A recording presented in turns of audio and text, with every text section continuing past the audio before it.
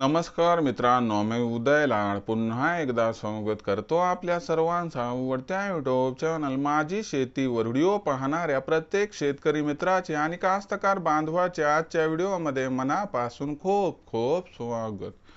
मित्रांनो, thumbnail पाहितलं, title वाचलं होऊन मित्रांनो, सामान्य कास्तकार बांधवांसाठी सर्वात महत्त्वाचा व्हिडिओ की आता फक्त दुपारी 12 वाजेपर्यंतच करा या ठिकाणी सोयाबीनची कापणी, ज्याच्यामुळे आपल्या सर्वांचा 100% होणार फायदा।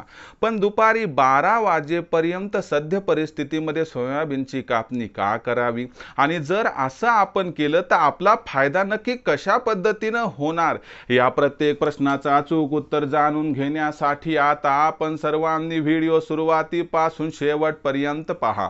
व्हिडिओ शेवटपर्यंत पाहत असताना जर व्हिडिओ आपल्या सर्वांना मनापासून आवडला तर जरूर व्हिडिओ लाईक करा। जास्तीत जास्त कास्तकार बांधवांपर्यंत व्हिडिओ पाठविण्यासाठी जरूर या व्हिडिओला इथं शेअर करा। सबस्क्राइब करून जरूर नोटिफिकेशन बेलला ऑल करा, याच्यामुळे येणारा प्रत्येक व्हिडिओ हा आपल्या सर्वांना इथं सतत मिळत राहतो। तर बघा मित्रांनो, सामान्य कास्तकार बांधवांसाठी सर्वात महत्त्वाचा व्हिडिओ की आता फक्त दुपारी 12 वाजेपर्यंत 100% करा सोयाबीनची कापणी, ज्याच्यामुळे होणार आपला 100% फायदा। मग जर दुपारी 12 वाजेपर्यंत आपण सोयाबीनची कापणी केली तर या ठिकाणी आपला फायदा कशा पद्धतीने होणार समजावून सांगतो।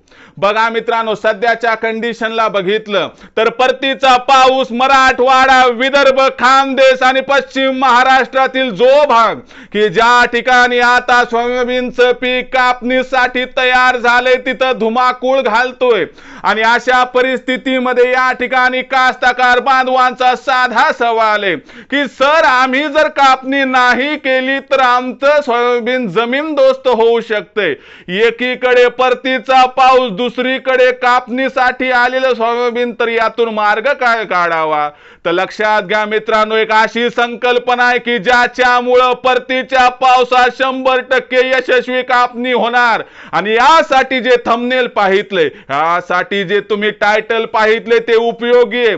बघा मित्रांनो, परतीच्या पावसाचा गुणधर्म असतो की परतीचा पाऊस दुपारी 2च्या नंतर ढगांचा खूप मोठ्या प्रमाणात ताफा एकत्र होऊन त्याच्या नंतर अर्ध्या ते 1 तासामध्ये काळे कुट्ट ढग तयार होऊन पाऊस कोसळत असतो। म्हणजे परतीचा पाऊस हा साधारणतः आपल्याला सकाळपासून दुपारपर्यंत दिसत नाही।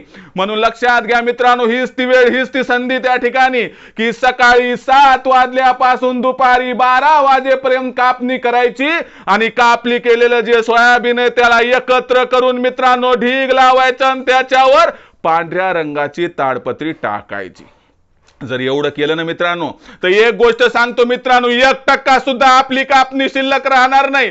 1% सुद्धा सोयाबीन मित्रांनो भिजणार नाही आणि कसल्याही प्रकारची अडचण आपणास भासणार नाही। म्हणजे 7 ते 12 कापणी, 12 ते 1 वाजेपर्यंत त्याला गोळा करून त्याच्यावरती ताडपत्री त्या ठिकाणी ठेवून त्याला त्या ठिकाणी दगडाचा आधार द्यायचा। म्हणजे वारं सुटलं, वादळ सुटलं, पाऊस आला तरी कसल्याही प्रकारची अडचण व्हायला नको।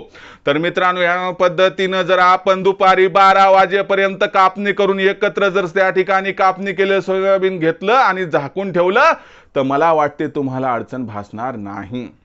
आणि दुसऱ्या दिवशी काय करायचं मित्रांनो, की सकाळी तुम्ही आलात की सकाळी आल्यानंतर काय करायची, ती पांढरी ताडपत्री तिला काढून टाकायचं। त्या कापणी केलेल्या सोयाबीनला त्या ठिकाणी मोकळी हवा, मोकळा सूर्यप्रकाश द्यायचा, त्याच्यामुळे उरली सुरली ओल असेल ना ती पण निघून जाईल आणि कसल्याही प्रकारचं नुकसान आपलं होणार नाही। म्हणून घाबरायचं नाही, प्रत्येक गोष्टीचं या ठिकाणी सोल्युशन असते, प्रत्येक प्रश्नाचं उत्तर असते। त्यानुसार लक्षात घ्या मित्रांनो की दुपारी 12 वाजेपर्यंत कापणी करा। ऊन किती चांगलं दिसू द्या तरी देखील त्या ठिकाणी लोभात पडायचं नाही, भ्रमात पडायचं नाही मित्रांनो। आणि त्या ठिकाणी 12 वाजले की लगेचच त्या ठिकाणी कापणी केलेलं सोयाबीन एकत्र करून गोळा करायचा आणि त्याच्यावर पांढरी ताडपत्री टाकायची। जर असं केलं मित्रांनो तर 100% आपलं अजिबात नुकसान होणार नाही।